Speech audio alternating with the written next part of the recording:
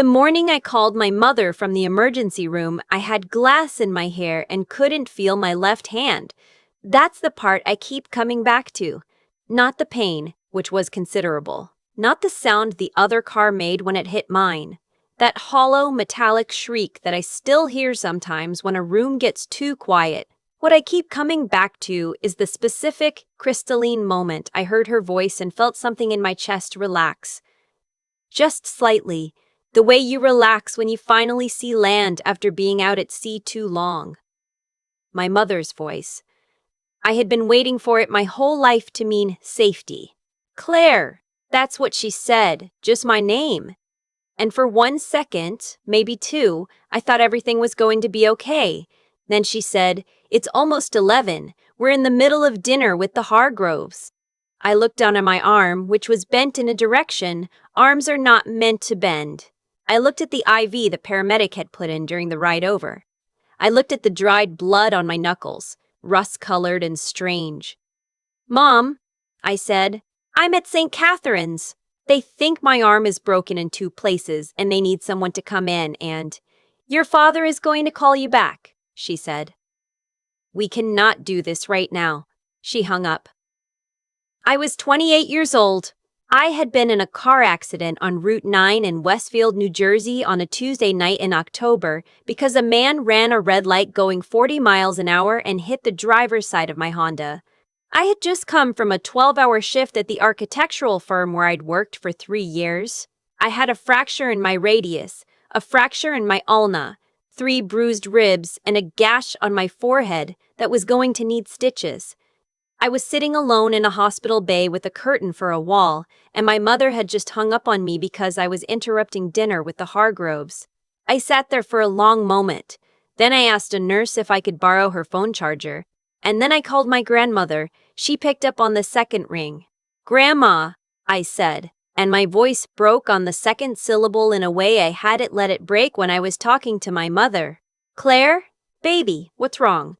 "I need you," I said. She was there in 40 minutes. She lived 45 minutes away. I don't know how she did it. She walked into that emergency bay in her housecoat and her reading glasses still pushed up on her head, and she looked at me in that hospital bed. And she sat down and took my good hand in both of hers, and she didn't say a single word for a full minute. She just held my hand, and that silence was more comforting than anything my mother had said to me in years. The hospital needed a cosigner for my surgical consent forms. I want to be clear about something here, because I have explained this to people and watched their faces go skeptical. This was not a standard situation. 3 months before the accident, I had sat in a financial planner's office with my parents and, at their insistence, signed a document that added them as co-decision makers on any major medical procedures. My father had presented it as family protection planning. He had a whole folder. He had a pen ready. He said it was what responsible families did, and I was 27 at the time, and I still believed him when he said things like that. So there it was, a document I had signed in good faith that now meant the hospital was trying to reach my parents before they could schedule my surgery. And my parents were at dinner with the Hargroves. My grandmother held my hand while a nurse called their number 4 times. 4 times. I watched the nurse's expression shift from professional neutrality into something that looked, if I'm being honest, like poorly concealed disgust.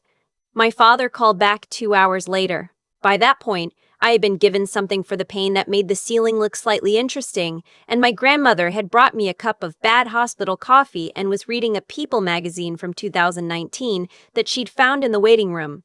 "I called the hospital," my father said when I answered. "Told them we'd come by tomorrow morning to sign whatever they need." "Dad." I tried to make my voice very steady. "The surgery needs to happen tonight. My arm, Claire. I have a 7 a.m. meeting with the Sutton account. This has been on the books for 6 weeks. I cannot rearrange my entire schedule because you weren't paying attention while driving." I wasn't going to address the last part of that sentence. I didn't have the energy. "Can you just call the hospital and give verbal authorization?" They said that might be, "I'm not doing that over the phone. We don't know what we're agreeing to." "You're agreeing to let them fix my arm, Dad." There was a pause. I heard my mother say something in the background that I couldn't make out, and then my father said, "We'll be there at 9," and hung up. My grandmother looked up from her People magazine. "9 tomorrow?" she said. "9 tomorrow," I confirmed. She set down the magazine. She looked at me for a long moment with an expression I can only describe as carefully controlled fury. Then she smoothed her housecoat over her knees, stood up, walked to the nurse's station, and spent 20 minutes talking to the attending physician in a low, firm voice. I don't know exactly what she said. I know that the surgery happened at 2 in the morning, with a hospital administrator having made several documented attempts to contact my parents and having received insufficient response. I know my grandmother signed something. I know that when I woke up from anesthesia, the first face I saw was hers.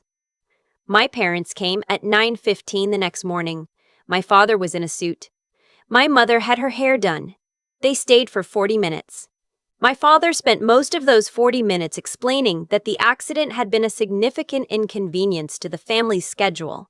My mother rearranged the flowers in the vase on my windowsill and mentioned twice that she had a Pilates class at noon. When they left, my father patted my good arm and said, "Get some rest, you'll be fine." The door swung shut behind them. My grandmother, who had slept in the chair next to my bed, watched them leave. Then she looked at me. "How long has it been like that?" she asked. I thought about it. I thought about my college graduation, when my parents left early because my father had a conference call. I thought about my first apartment, when I'd asked for help moving and my mother said she couldn't risk throwing out her back. I thought about every holiday meal where my brother got the good chair and I set the table. I thought about the way my father talked about my career. Architecture is fine, but when are you going to do something real? And the way my mother talked about my apartment. "It's very small, Claire. You should have pushed for a better deal." And the way they talked about me to each other, which I sometimes overheard, which always made me sound like a minor problem that had never been fully resolved. "A long time," I said. She nodded. She took my hand again. "Okay," she said. "Then we're going to fix some things." I spent 11 days in the hospital and then 6 weeks recovering at my grandmother's house in Cranford because my apartment was on the 3rd floor with no elevator and my arm was in a cast from my wrist to my elbow. And my grandmother had a guest room and a 1st-floor bathroom and a stubbornness that I have always found deeply comforting. She made me soup. She drove me to physical therapy. She watched 4 seasons of a British baking show with me without complaint. She was 71 years old, and she made me feel safer than I had felt in longer than I could clearly remember. My parents called 8 times during those 6 weeks. I counted. 8 calls in 42 days. Twice to ask when I'd be back at work because they'd run into my boss at a charity event and wanted to make sure I wasn't making a scene of the recovery. Once to tell me that my cousin Bridget had gotten engaged and there would be a dinner. Once to ask if I had the number for the cleaning service they'd used the previous summer, and 4 times for reasons that were mostly about them needing something for me that had nothing to do with my broken arm. Not once did either of them ask if I was in pain. I noticed that. I filed it away. It was during my 5th week at my grandmother's house that I found out about the account. I had been going through my financial documents, something I hadn't done carefully in about a year, because I was young and busy and trusted that things were in order, and I found a series of withdrawals from a joint savings account I'd opened with my parents at 19. I had opened it at my father's suggestion because he said it was good to have a family emergency fund and showed financial maturity. I had been contributing to it every month for 9 years. I had never withdrawn anything because in my family emergency fund meant the fund was for emergencies my parents decided qualified. $12,000 had been moved out of that account in the 3 months before my accident, moved to an account I didn't recognize. In transfers my father had authorized using the co-signatory access I had given him when I was 19 years old and believed his folder of documents meant he was trustworthy. I sat at my grandmother's kitchen table for a very long time. Then I showed her what I was looking at. She put on her reading glasses. She looked at the screen for a long time. Then she took them off, folded them carefully, and set them on the table. "Claire," she said, "I need to make a phone call." The phone call was to a woman named Renata Osei, who was an attorney my grandmother had used when my grandfather passed away 6 years earlier. Renata had an office in Westfield, which is exactly the kind of coincidence that feels significant when it happens to you. My grandmother called her at 8 in the morning, and Renata saw us at 2 in the afternoon. I sat in Renata's office and told her everything. The medical decision document, the joint account, the withdrawals, the 40-minute hospital visit, the 8 phone calls in 6 weeks. Renata took notes in a small yellow legal pad and asked questions in a voice that was completely calm and made me feel, for the first time in weeks, that I was not catastrophizing. At the end of the meeting, she put down her pen and folded her hands on the desk. The medical code decision document can be revoked by you at any time, she said. It's not a power of attorney in the legal sense, it's a hospital directive, and you signed it as a competent adult, which means you can unsign it as a competent adult. Okay, I said. The account is more complicated because your father has legitimate co-signatory access that you granted him. But depending on what the money was used for and whether it was used without your knowledge for purposes that weren't in the account's stated purpose, we may have options. What kind of options? Renata looked at me steadily.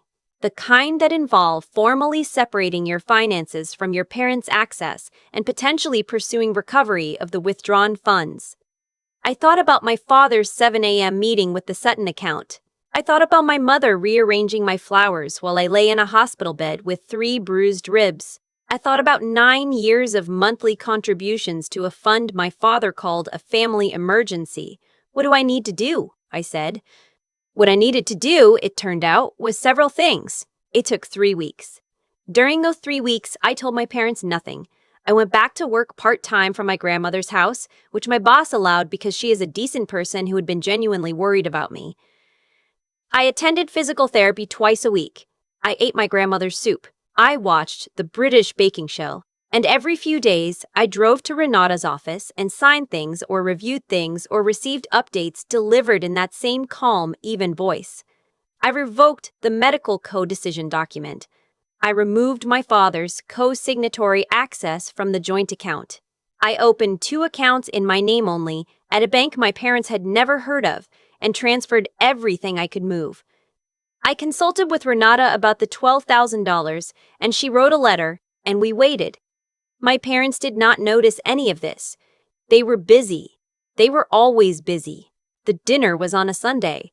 My mother had texted to remind me 3 times, which I found interesting given that she had called me 8 times in 6 weeks after my accident, and she had now texted me 3 times in 4 days about a family dinner. The dinner was for my cousin Bridget's engagement. Bridget is a sweet person who deserved a nice dinner, and I want to be clear that what happened at that dinner was not about Bridget. I drove to my parents' house in my grandmother's car because my Honda had been totaled in the accident. I was wearing a dark blue dress and a cast cover that my grandmother had found online, which was pale gray and had a small pattern of geometric shapes on it. I had a folder in my bag. My parents' house is a 4-bedroom colonial in Summit, New Jersey that they have been slowly and expensively renovating for the past decade. The dining room has new crown molding and a chandelier. My mother spent 4 months choosing. The table seats 12. There were 8 of us for dinner. My parents, my brother Derek and his wife Tanya, my aunt and uncle, and Bridget and her fiancé. A quiet, nice man named Owen who sold software and had the look of someone still figuring out what he'd gotten into. Dinner was fine. The food was good. Owen told a story about how he'd proposed on a hiking trail in Vermont and gotten lost afterward, and everyone laughed. And Bridget looked at him with the particular expression of someone who has decided, this is the person, which I found unexpectedly moving. My mother asked me 3 times if my arm was healing properly, which is 3 more times than she had asked during the entire 6 weeks of my recovery, and which I understood was for the benefit of the assembled relatives. My father made a joke about the accident that got a polite laugh from my uncle. I ate my salad. After the plates were cleared and before the dessert came out, I excused myself to use the restroom. I went to the restroom. I stayed there for about 2 minutes. Then I walked back through the hallway, past the framed photos of our family, Derek's Little League, a beach trip from 2003, my parents' 20th anniversary, and I sat back down at the table. Bridget was talking about venue options. Owen was asking my uncle something about the housing market. My mother was telling my aunt about the new crown molding. I put the folder on the table. My father glanced at it. "What's that?" "A few things I need you to sign," I said. My voice was steady. I had practiced. "And a few things I want to explain." The table got quiet the way tables get quiet when something unexpected happens and everyone can feel it. I did not raise my voice. I did not cry, which I had been slightly worried about.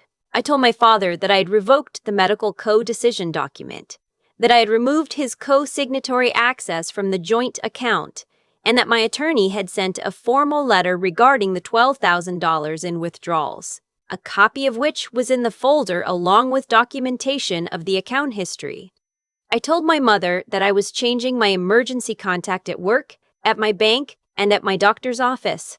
I told them both that I would not be available for family events for the foreseeable future, and that if they wanted to discuss any of this, they could contact Renata.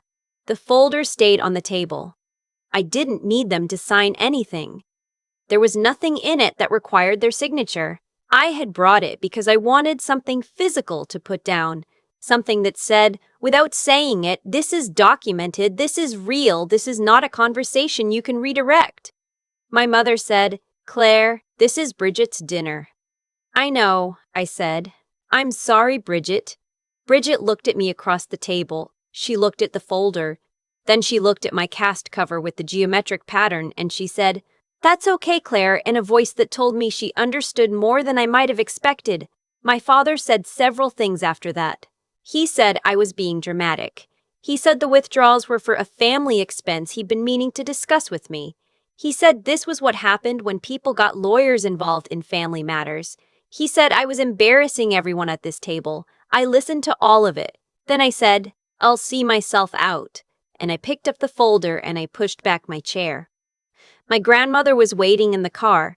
I had asked her to come with me and wait outside because I wanted someone who was on my side to be nearby, even if they weren't in the room. I got into the passenger seat. She looked at me. I looked at my hands for a moment. "How'd it go?" she said. "Okay," I said. "I think it went okay." She nodded. She started the car. We drove out of my parents' neighborhood and onto the main road, and she turned on the radio to a station that was playing something slow and piano forward, and I looked out the window at the New Jersey dark going past. "I'm going to need a new car," I said. "I know," she said. "We'll figure it out. And I need to find an apartment with an elevator, or at least a first floor." "I know," she said. "I might need to stay with you a little longer while I sort it out." She reached over and patted my good hand without looking away from the road. "Claire," she said, "you can stay as long as you need." I leaned my head back against the headrest. Outside, the streetlights made periodic bright patches against the dark. I thought about the table I had just left, my father's expression, my mother's controlled face, Bridget looking at my cast cover with her quiet, knowing eyes. I thought about 11 days in a hospital bed, counting ceiling tiles. I thought about 9 years of monthly contributions to a fund that turned out to be something else entirely. Then I thought about my grandmother driving 45 minutes in her housecoat at 11 o'clock at night. I thought about 4 seasons of a British baking show. I thought about how she had sat in a chair beside my hospital bed and held my hand in silence until I stopped shaking. There is a specific kind of grief that comes with realizing your parents are never going to be the people you needed them to be. It doesn't arrive all at once. It comes in pieces, over years, in small moments like a phone call during dinner, like a 40-minute visit, like 8 calls in 42 days, like your own savings redirected to an account you don't recognize. And at some point, the grief stops being about what you lost and starts being about what you're going to build instead. I am 31 now. I have a first-floor apartment in Montclair with a good-sized kitchen and a parking spot. I have a car that is not a Honda, but is reliable and has good safety ratings, which I cared about more than I used to. I have a physical therapist named Donna who fixed my arm so completely that I sometimes forget which one it was. I have Renata, who recovered $9,000 of the $12,000 through a process I don't fully understand, but am grateful for. I have a promotion at work that my boss gave me 8 months after I came back from recovery, citing my particular ability to manage complicated situations with precision and calm, which made me laugh a little when I read it. I have my grandmother, who is 72 now and has very strong opinions about baking competitions and calls me every Sunday morning at 10, which is something I look forward to in the specific way you look forward to. Things that are good and consistent and entirely reliable. I don't have contact with my parents. That's not a dramatic statement, it's just a fact. My father sent 2 emails through Renata's office. The second one included a partial acknowledgement of the account situation that was written in the careful language of someone who has also consulted a lawyer. I read both emails once each. I don't think about them very much. I think about Bridget sometimes. She got married in May, outdoor ceremony somewhere in Connecticut, and she sent me an invitation that I appreciated and a handwritten note that said simply, "I understand more than you think." I sent her a gift. I did not go to the wedding. I have been meaning to reach out to her, and I think I will. Some family is the family you came from, and some family is the family you choose to keep. And sometimes those overlap less than you expected, and that is, eventually, okay. If you are sitting somewhere right now thinking about a phone call you made when you needed someone and got told it wasn't convenient, I want you to hear this.